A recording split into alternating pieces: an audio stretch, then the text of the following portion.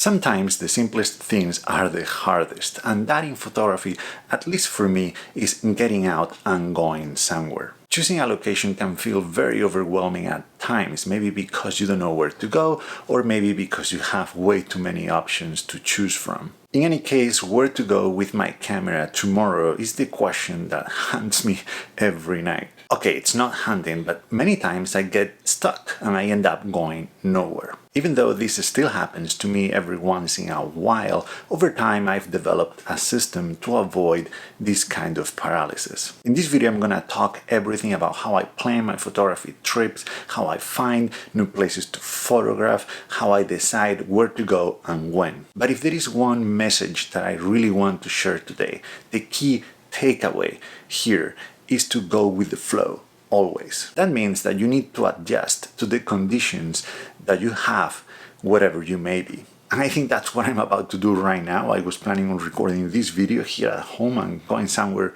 later for sunset, but it looks like there is some fog rolling in, and that means that I'm out of here.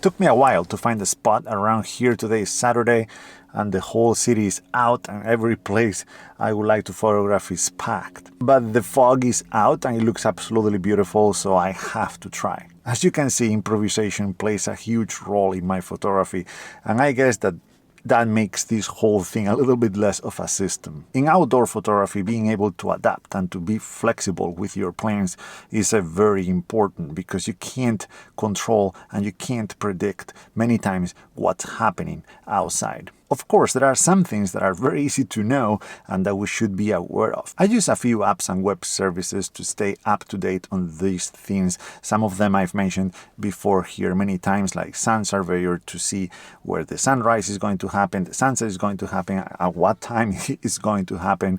It also provides you with information about the moon, when the full moon is going to be, when and where the moon is going to rise and set. All very useful information for photography. For the weather, I use 3 apps: the stock iOS app to have a rough idea of what the weather is going to be for the day, Dark Sky to have a more granular view of the days ahead and to check on data like the wind speed, the UV index, or the cloud cover. And lastly, Clear Outside to have a more complete picture and sometimes try to predict the fog. In some locations, there are other tools that we can use. For example, this week in San Francisco, I'm using a website called fog.today to have a radar view of what the fog is doing. And of course, I've been checking on webcams. There are a few around town, and those give you like pretty precise and accurate real-time information. You see what the place looks like, what the location looks like. There is not as much fog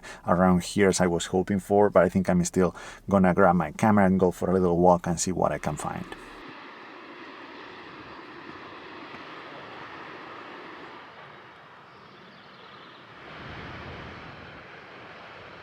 Alright, so more improvising. The fog lasted for a grand total of 5 minutes and I only had the chance to make one image.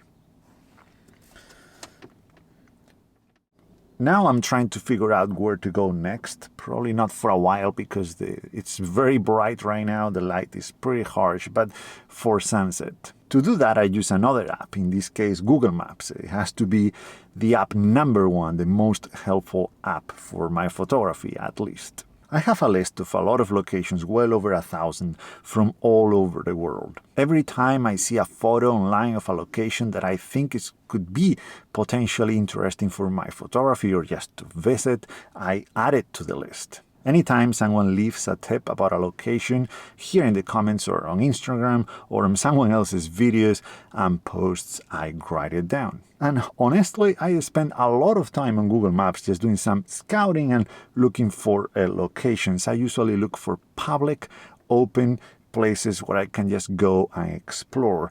That could be little ponds, lakes, parks, whatever. The location doesn't really matter. You see, this is similar to a concept in journaling that you might be familiar with. Is that when you journal, sometimes you don't know what to write about.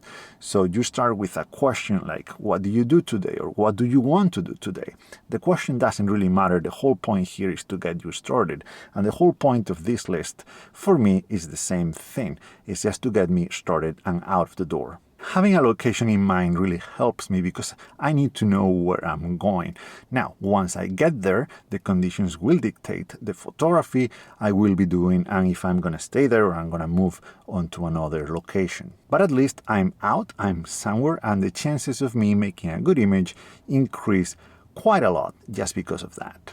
So the fog was the reason why I got out of the house today in the first place. I wanted to take some photos in the fog, but that obviously didn't work out. So now I was looking for a location that could work in these conditions today. And I thought about this cool spot that I discovered a couple days ago during a walk with Rachel and her uncle here at the other side of the bay, I guess, in a place called Sausalito. I think that's how you say it. Anyway, you have a very cool view of downtown San Francisco far in the distance, and there are sun posts in the water from an old pier. I took some photos and videos when I was here a couple days ago, but I didn't have my camera bag with me or my tripod, and I wanted to take a long exposure of that scene, and that's what I'm gonna try to do right now. The one shot I didn't want fog for, and the fog is back.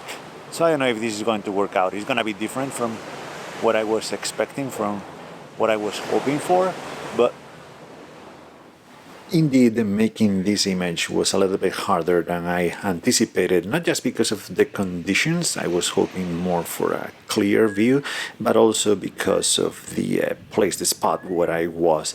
It was a pier, I was moving because of the waves, also people walking by, and I was using a rather long focal length to get those posts big enough in the frame. So it took a few tries, but I think I finally made an image that I'm quite happy with.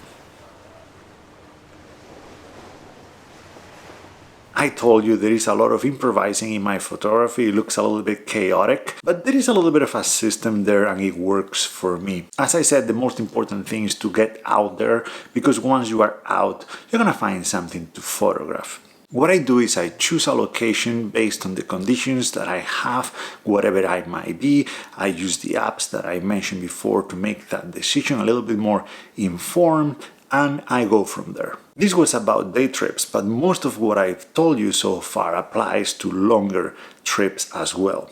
You see, with the exception of my trip to Madeira in Portugal last year and the one to La Mancha to photograph those windmills, those were very specific and I had some shots in mind. Most of my trips are very open. I prefer road trips because that exposes me to more things and I spend more time outside, but of course sometimes I'll fly or take a train. I like to travel during the fall and the winter because the conditions are usually better for my photography at those times. But some places are different and they have a climate of their own, like here in San Francisco, where the fog is more common in the summer months.